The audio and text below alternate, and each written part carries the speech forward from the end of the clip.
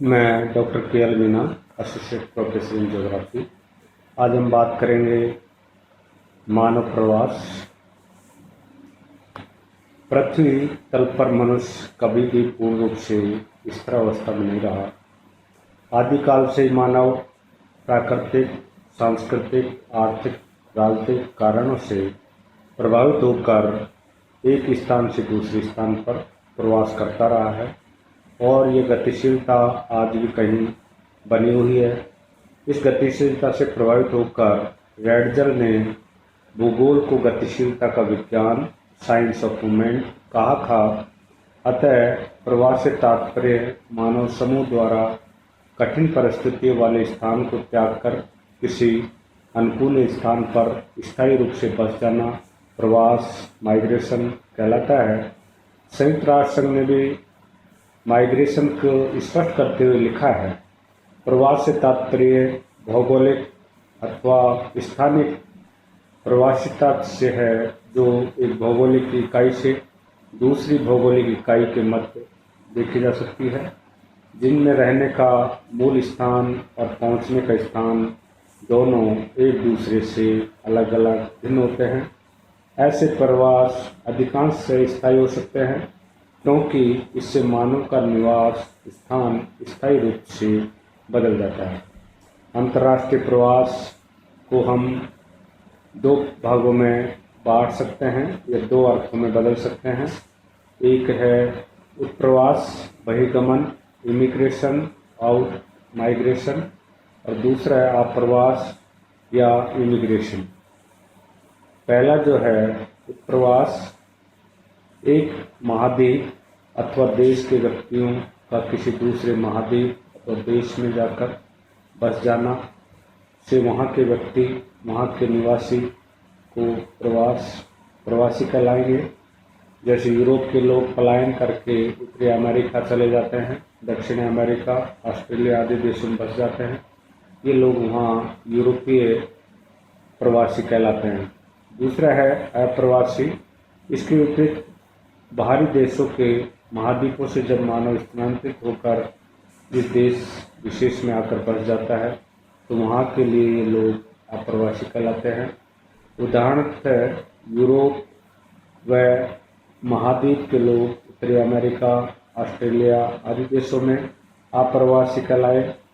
किसी एक महाद्वीप अथवा देश से जाने वाले उत्प्रवासी और अन्य देश महाद्वीप में आने वाले उत्प्रवासी कहलाते हैं। अब हम बात करेंगे अंतर्राष्ट्रीय प्रवास के प्रकार, टाइप ऑफ इंटरनेशनल माइग्रेशन। विश्व में एक महाद्वीप से दूसरे महाद्वीप में या एक देश से दूसरे देश में लोगों के होने वाले प्रवास को अंतर्राष्ट्रीय प्रवास कहते हैं। प्राय अंतर्राष्ट्रीय स्तर पर प्रवास आर्थिक, सामाजिक, राजनीतिक, धार्मिक कारणों से भी होता है। प्राचीन काल में जहाँ मानवीय प्रवास के मुख्य कारणों में साम्राज्यवाद तथा श्रम हेतु स्थानांतर प्रमुख कारण थे, वहीं आज मनुष्य उच्च शिक्षा, रोजगार प्राप्ति के लिए भी प्रवास करता है। अंतर्राष्ट्रीय प्रवास अधिकतर यूरोप एवं एशिया महाद्वीपों के विभिन्न देशों के मध्य हुआ। अंतर्राष्ट्रीय मानव प्रवास को क्रमशः यूरोप और एशियाई प्रवास के रूप में विभाजित किया जाता है। यूरोपीय प्रवास, महाद्वीपों के उत्तर पश्चिम भागों के लोग अन्य देशों की ओर प्रवास करने में अग्रणी रहे हैं। यहाँ से लोग समुद्री मार्गों द्वारा विशेषकर 1720वीं शताब्दी तक विश्व के अनेक देशों में जाकर स्थायी रूप से बस गए, जिसका प्रमुख कारण यूरोप में संसाधनों की कमी, जीवन स्तर का गिरना, अन्य ज्ञात देशों में उपजाऊ भूमि, खनिज संसाधन आदि प्रचुर मात्रा में उपलब्ध हो गया। इंग्लैंड, फ्रांस, जर्मनी, पुर्तगाल, स्पेन, नीदरलैंड आदि से लोग प्रवासित होकर अफ्रीका, एशिया, अफ्रीका देशों में जा बसे। अपने उच्च तकनीकी ज्ञान से इन लोगों ने वहाँ के संसाधनों का गति से विकास किया। यूरोप से स्थानांतर होकर ये लोग विश्व के दो भागों में जाकर बस गए। एक भाग था उष्णकटिबंधीय क्षेत्र, ट्रॉपिकल रीजन। इसमें उत्तरी अमेरिका और दक्षिण अमेरिका के समुद्र तट उष्णकटिबंधीय क्षेत्र, एशिया के दक्षिण पूर्वी भाग जलवायु की दृष्टि से अनुकूल रहे हैं, जहां जाकर इन लोगों ने कपास, गन्ना, गरम मसाले, तंबाकू, कॉफी, चाय आदि व्यापारिक फसलों का उत्पादन प्रारंभ किया। खेतों पर मजदूरी के लिए यूरोपीय लोग अन्य देशों में बंधुआ मजदूरों को ले जाकर वहाँ पर कार्य करवाते थे। दूसरा है शीतोष्ण कटिबंधीय क्षेत्र प्रवास, टेम्परेट रीजन। इस कटिबंध की जलवायु यूरोपीय लोगों के लिए अनुकूल थी।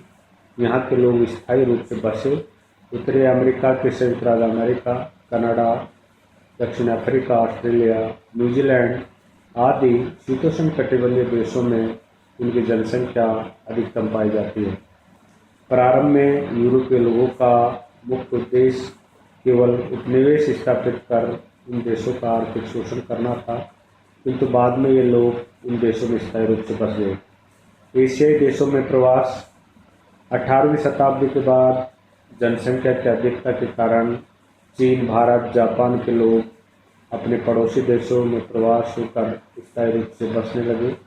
इसका प्रमुख कारण पड़ोसी देशों में जनसंख्या का कम होना। चीन से अधिकांश लोग Manchuria, Korea, Malaysia, Thailand, Vietnam, Philippines, Myanmar आदि कम जनसंख्या वाले देशों में जाकर बस गए। इसके अतिरिक्त चीनी लोग अमेरिका और अफ्रीका देशों में भी जा बसे। जापान एक छोटा सा देश होने के कारण प्रारंभ से ही जनसंख्या दबाव में रहा। यहाँ से जापानी लोग संयुक्त राज्य अमेरिका, हवाई द्वीप, Canada, Brazil, Australia, Korea, Manchuria, Malaysia आदि में प्रवास कर गए। भारत से भी प्राचीन काल में धार्मिक प्रचार प्रसार के लिए कई लोगों ने प्रवास किया। बौद्ध धर्म के प्रचार के लिए म्यांमार, श्रीलंका, मलेशिया, इंडोनेशिया आदि देशों में प्रवासित हुए। अंग्रेजी शासनकाल में अनेक भारतीयों को अंग्रेजी कृषि, बागवानी में मजदूरी करवाने दक्षिण अफ्रीका, मॉरिशस, फिजी आदि देशों में ले जाकर स्थायी रूप से बसा दिया गया। दूरी के कारण और क्षेत्र के आधार पर प्रवास को हम दो वर्गों में विभाजित कर सकते हैं। एक प्रदेश या क्षेत्र के पक्ष में, दूसरा हम दूरी के पक्ष में और तीसरा समय के पक्ष में। प्रदेश या क्षेत्र के पक्ष में जब वर्गीकरण करते हैं तो हम देखेंगे एक देशांतरीय प्रवास, दूसरा है अंतर्राष्ट्रीय।